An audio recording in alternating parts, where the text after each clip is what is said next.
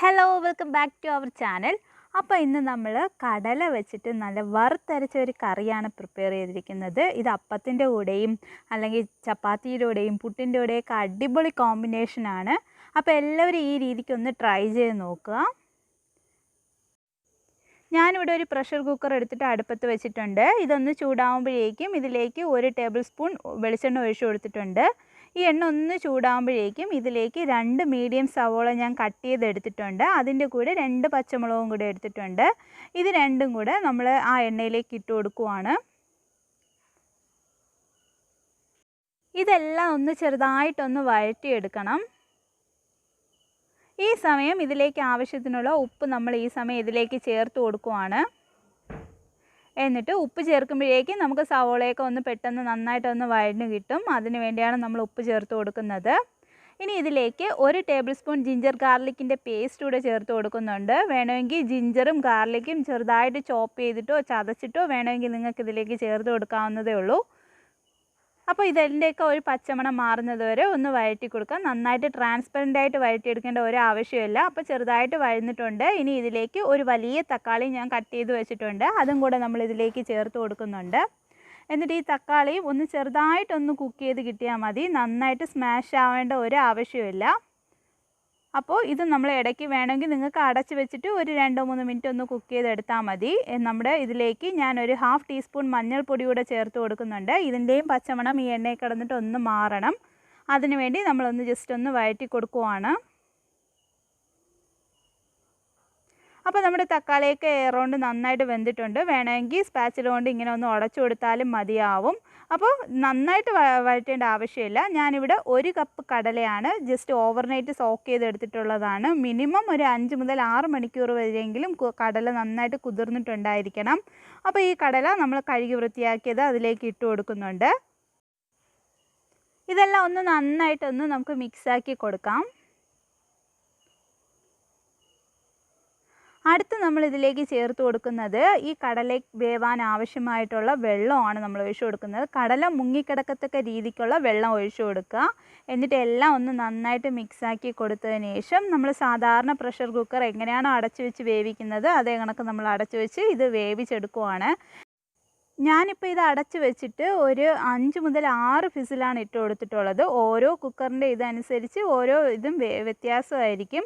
അപ്പോൾ അടുത്ത് അതവിടെ വേവട്ടെ. ആ സമയം കൊണ്ട് നമുക്ക് തേങ്ങയൊക്കെ ഒന്ന് വറുത്തെടുക്കണം. അപ്പം ഞാനിവിടെ ഒരു അരമുറി തേങ്ങ അരമുറി തേങ്ങ ചിരകി എടുത്തിട്ടുള്ളത് നമ്മളൊരു പാനിലേക്ക് ഇട്ട് കൊടുക്കുന്നുണ്ട്. എന്നിട്ട് ഒരു 5-6 ചെറിയ ഉള്ളി അതൊന്ന് ചെറുതായിട്ട് കട്ട് ചെയ്തതുകൂടെ നമ്മൾ ഇതിലേക്ക് ചേർത്ത് കൊടുക്കുന്നുണ്ട്. ഇതെല്ലാം കൂടെ ഒന്ന് നന്നായിട്ട് നമുക്കൊന്ന് ജസ്റ്റ് ഒന്ന് വറുത്തെടുക്കണം. അപ്പോൾ ഫ്ലെയിം വന്നിട്ട് എപ്പോഴും മീഡിയമിൽ ഇട്ട് കൊടുത്താൽ മതിയാവും. തേങ്ങയൊക്കെ കറക്റ്റ് പാകത്തിന് വറുത്തെടുത്തിട്ടുണ്ട്. ഇനി ഇതിലേക്ക് ഫ്ലെയിം ലോയിലാക്കി കൊടുത്തതിന് ശേഷം 2 ടേബിൾ സ്പൂൺ മല്ലിപ്പൊടി ചേർത്ത് കൊടുക്കുന്നുണ്ട്. ഇത് ഒരു 2 സെക്കൻഡ് ഒന്ന് വഴറ്റി കൊടുത്തതിന് ശേഷം നമ്മളിതിലേക്ക് 2 ടേബിൾ സ്പൂൺ മുളക് പൊടി കൂടെ ചേർത്ത് കൊടുക്കുന്നുണ്ട്. ഞാനിവിടെ കാശ്മീരി മുളക് പൊടിയാണ് ചേർത്ത് കൊടുത്തിട്ടുള്ളത്. എന്നിട്ട് ഇതെല്ലാം കൂടെ ഇതിൻ്റെ പച്ചമണം മാറുന്നത് വരെ ഒന്ന് വഴറ്റിയെടുക്കുക. പ്രത്യേകിച്ച് ഒന്ന് റോസ്റ്റ് ചെയ്തെടുക്കുക. അപ്പോൾ നമ്മുടെ ഏറൗണ്ടായിട്ടുണ്ട്. ഇനി ഫ്ലെയിം ഓഫ് ചെയ്ത് കൊടുക്കുക.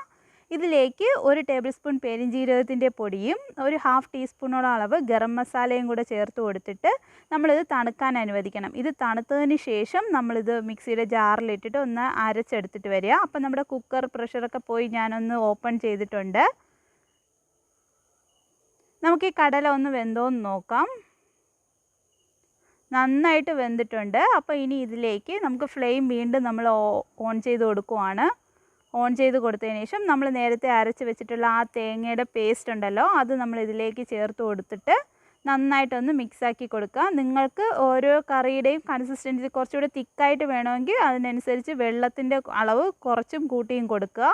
ഞാനിപ്പോൾ ഈ മിക്സിയുടെ ജാറിലേക്ക് തന്നെ കുറച്ച് വെള്ളം കൂടെ നമ്മൾ ഒഴിച്ചു കൊടുത്തിട്ട് ഒന്ന് നന്നായിട്ടൊന്ന് കഴുകി ആ മിക്സിയുടെ ജാറ് അതും കൂടെ നമ്മൾ ഇതിലേക്ക് ഒഴിച്ചു കൊടുക്കുന്നുണ്ട്. കാരണം നമ്മുടെ ഇത് കുറച്ചുകൂടി തിക്കായിരിപ്പുണ്ട്. അതുകൊണ്ട് ഞാൻ കുറച്ചുകൂടെ വെള്ളം ആ ജാറിൽ ഒഴിച്ചിട്ട് ഒന്ന് ഒഴിച്ചു കൊടുത്തിട്ടുണ്ട്. അപ്പോൾ ഇതിനി നമ്മുടെ ഇത് ഒരു മീഡിയം ഫ്ലെയിമിൽ കിടന്നിട്ട് ജസ്റ്റ് ഒരു 5 മിനിറ്റ് നന്നായിട്ട് തിളയ്ക്കണം കേട്ടോ. അപ്പോൾ ഈ മസാലയൊക്കെ ശരിക്കും ആ തേങ്ങയുടെ അരപ്പൊക്കെ ഉണ്ടല്ലോ ആ കടലയിലൊക്കെ നന്നായിട്ടൊന്ന് പിടിക്കാനായിട്ടാണ് നമ്മളിങ്ങനെ ചെയ്യുന്നത്. അപ്പോൾ ഒരു 5 മിനിറ്റ് കഴിഞ്ഞുള്ള ഒരു കൺസിസ്റ്റൻസിയാണ് ഇത്. നന്നായിട്ട് കുറുകി വന്നിട്ടുണ്ട്. ഇനി നമുക്ക് ഫ്ലെയിം ഒന്ന് ഓഫ് ചെയ്ത് കൊടുക്കാം. എന്നിട്ട് ഇതിലേക്ക് താളിക്കാനായിട്ട് ഒരു പാൻ എടുത്ത് അടുപ്പത്തേക്ക് വെക്കുക. ആ പാൻ ഒന്ന് ചൂടാകുമ്പോഴേക്കും അതിലേക്ക് 1 ടേബിൾ സ്പൂൺ വെളിച്ചെണ്ണ ഒഴിച്ചു കൊടുത്തിട്ടുണ്ട്. ഈ വെളിച്ചെണ്ണ ചൂടാകുമ്പോഴേക്കും നമ്മളിതിലേക്ക് കടുക് ഇട്ട് കൊടുക്കുവാണ്. ഈ കടുകൊക്കെ ഒന്ന് പൊട്ടി തുടങ്ങിയതിന് ശേഷം നമ്മളിതിലേക്ക് ഒരു 2 ചെറിയ ഉള്ളി ഒന്ന് ചെറുതായിട്ട് കട്ട് ചെയ്തെടുത്തിട്ടുണ്ട്. ഇത് നമ്മളിതിലേക്ക് ചേർത്ത് കൊടുക്കുവാണ്.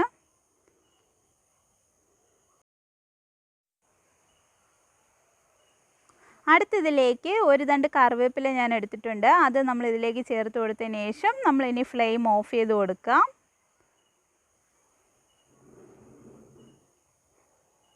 എന്നിട്ട് ഇത് നമ്മൾ നേരത്തെ തയ്യാറാക്കി വെച്ചിട്ടുള്ള കറിയിലേക്ക് ഒഴിച്ചു കൊടുത്തിട്ട് നമ്മളിത് മിക്സാക്കിയതിന് ശേഷം ഒരു 5-10 മിനിറ്റ് ഒന്ന് അടച്ച് വെക്കുക. എന്നാലേ ശരിക്കും ഇതിൻ്റെ ഫ്ലേവറൊക്കെ പ്രോപ്പറായിട്ട് കിട്ടത്തുള്ളൂ. അപ്പോൾ നമ്മുടെ ടേസ്റ്റി ആയിട്ടുള്ള വറുത്തരച്ച കടലക്കറി ഇവിടെ തയ്യാറായിട്ടുണ്ട്. അപ്പോൾ എല്ലാവരും ഇത് ട്രൈ ചെയ്ത് നോക്കുക. നിങ്ങളുടെ ഫീഡ്ബാക്കുകൾ താഴെ കമൻറ്റ് ബോക്സിൽ രേഖപ്പെടുത്തുക. Thank you for watching. Bye bye.